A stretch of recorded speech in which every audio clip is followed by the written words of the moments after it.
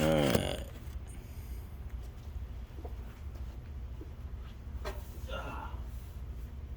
So, this is Richard, and Richard would like to talk about what's going on today. What I want to talk about is how, since my life has picked up, how it just sometimes it feels like there's just not enough hours in a day. Right. I don't know, and I get really anxious a lot. It's like I got a real fear of failure. So a lot of times I don't know what to do, but then I've also kind of picked up on some techniques for dealing with that. Sometimes I feel really great. Other days I find myself looking forward to exercising. Like exercising is huge for me. I never really knew how big it was for me. I've never been diagnosed with like a mental health, but I'm starting to figure out like when we think of mental wellness or mental health or your peace of mind or whatever, I noticed that exercising really helps. My life is busy. I enjoy it like that. Like I can remember not having much to do at all, and so now that I'm in a place where my life is full, my plate is full. It's wonderful, but it can be stressful. A little overwhelming at times. Definitely. Definitely, yeah. Like, so I hear you saying kind of, the time management piece is sometimes a little bit as your life's getting more and more full, finding that balance and also being able to incorporate those things that you enjoy doing, like working out, because it sounds like that holistic wellness plays a part of the mental and emotional well-being. Yeah, exactly. I don't know, man. As well as I would like to think that I do things, and as well as I would like to think that I plan stuff out and think about stuff before I do it, I'm realizing that I could always do better. Today being one of those days. I kind of loaded my plate and find myself scrambling, and it's almost 5 o'clock, and I feel like it's just now settling down. And what I mean was I made a promise to take a friend to a procedure at the hospital. Mm-hmm. I also set up a time to go look at a side job, stuff that I do on the weekend. And then I get really down on myself as far as like my obligation to not only my internship but also to VOA. So it's like trying to balance all this stuff. I kind of got an idea how I want to do it, but when it doesn't work out, like for instance, I didn't factor in traffic today. Okay. I didn't factor in my coworkers or my supervisor, and then also trying to be there and really support a friend that was in need. I kind of like overbooked my schedule today. Also, even though that's stressful, at the end of that, there's kind of like this sense of self-gratitude, just knowing that I kind of made it through and everything kind of worked out. Right. But then I'm also looking at like, how could I have done it better? Yeah. And then I'm also glad that I have a class in the morning where I'm able to rethink, kind of reel it in, and then also burn off some aggression with cycling. So it's just trying to figure all that stuff out, because I used to be chaotic, and I used to didn't put very much thought at all into my old ideas. I was just kind of compulsive. So yeah, I mean, so it sounds pretty much like you were able to follow through with some of your commitments. You didn't factor in a couple areas, like you said, traffic or what other things. Like sometimes life happens, certain situations that are outside of our control. Right. And it sounds like you're a person that likes to help and do everything, but even though you may have fell short in some of the areas, you still completed most of the tasks, right? Which is commendable because it sounds like you didn't have that kind of accountability for yourself in the past. Right. So huge steps compared to today and then. Would you say? I mean, Yeah, definitely. because it sounds like you're able to be present for your friend. You're able to still make your commitments and finish up your responsibilities. Yeah. And then, did you mention the class you said, was it a cycling class, like a workout class? Yeah, they call it RPM. Yeah.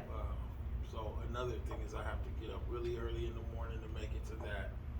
It's really it's not the only time. It's the only time that I feel comfortable. Like the earlier I get it done, then that's something I won't have to do when I get off work. I try to kind of reserve my evenings for just kind of relaxing, thinking through my day, seeing where I went wrong and where I did good compared to my other reference points. So you're able to take a look at the successes and then not necessarily failures, but the areas where you could make improvements and make adjustments in the future, right? To be able to better time manage, like factor in the traffic or whatnot. Yeah, But- exactly. So it sounds all like pretty good learning experiences, especially if you compare it to what once was, like you mentioned, chaotic to, Right. yeah, that's awesome. And so, like overall, I mean, how do you feel about your day? If you were just like sit back and reflect on your day, and you were to put it on a scale of 1 to 10, like how do you feel your day was? Like now, I Yeah, feel yeah. like there were some things, but like the closer I get to the evening and the more of even an unfinished day, the more of that day I accomplish, then I start to get back to balance. It's like okay, it is doable, or it was doable, or okay, I made it to everything I wanted to make it to. It starts to feel good, like, and it's just weird. I don't know why my mind works like that. Like I said, nowadays I have this saying that failure is not an option. So I try to stick real close to that. Like if I come out of a daily routine, like if I'm not, like I said, keeping up with my expectations of myself and commitments and self-care and balance, then I feel like I'm just off kilter. Like I can't even feel myself. Like I was scrambled looking for my phones and I'm misplacing this and misplacing that. And I know what that is. So I have to kind of look at some of that stuff too. Just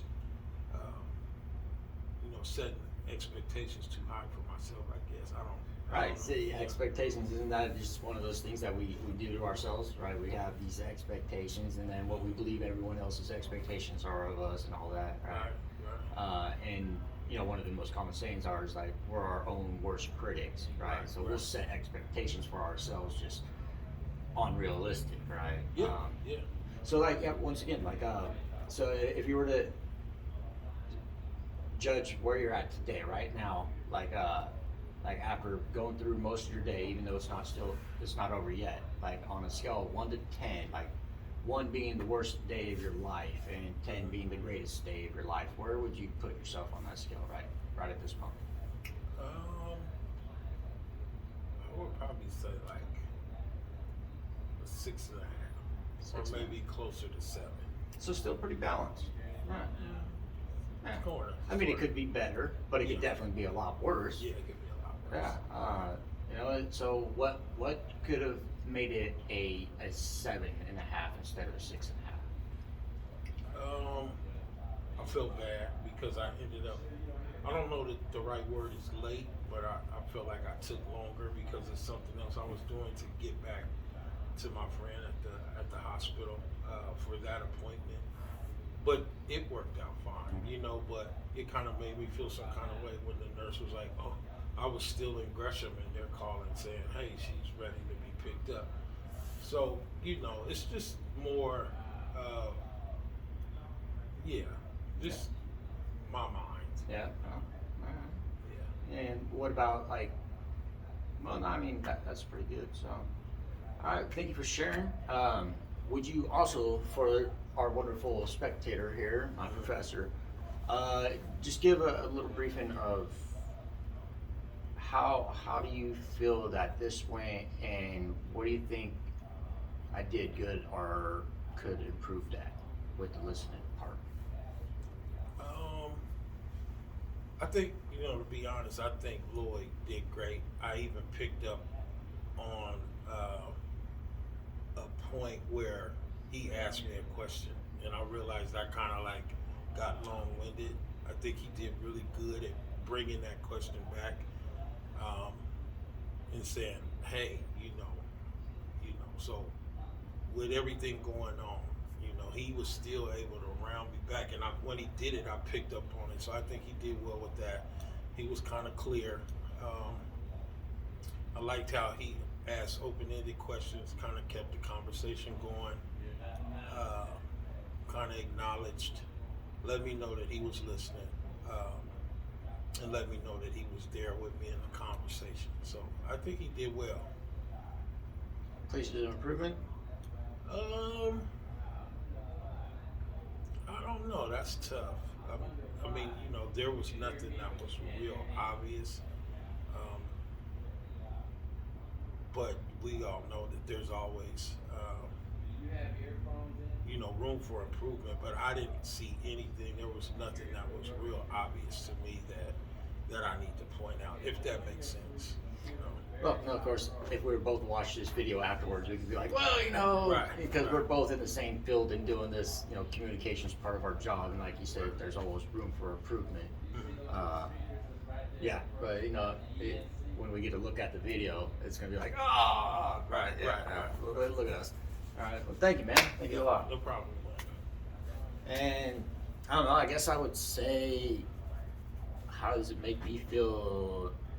I actually, it felt pretty comfortable trying to find someone to do this dialogue with. Was a little bit more of a hassle than I wanted it to be, because most everyone that I was around throughout the weekend were people that I have daily dialogue with, so I didn't want to have that dialogue, this conversation with someone that I see every day, because it's hard for me and my really personal friends to have a serious conversation, and it always turns a little inappropriate or absolutely off the field appropriate. So no, it felt good having a conversation with someone that we could really talk about something that neither one of us knew or I didn't know anything about. So it was able to make the conversation real fluid and general and genuine. So all right, hopefully you like that. Thank you.